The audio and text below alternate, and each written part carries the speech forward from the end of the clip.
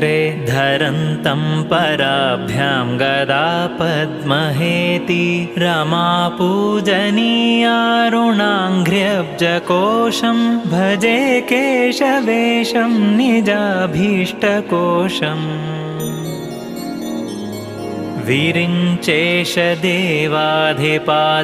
विरिञ्चेशदेवाधिपाद्यादितेयैः सदा गन्धपुष्पाक्षतैर्धूपदीपैः मुदा पूजितश्रीपदाम्भोजयुग्मं भजे केशवेशं निजाभीष्टकोशम्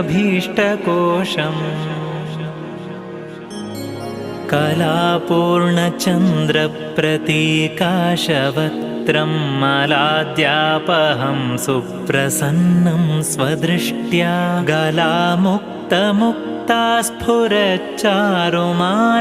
भजे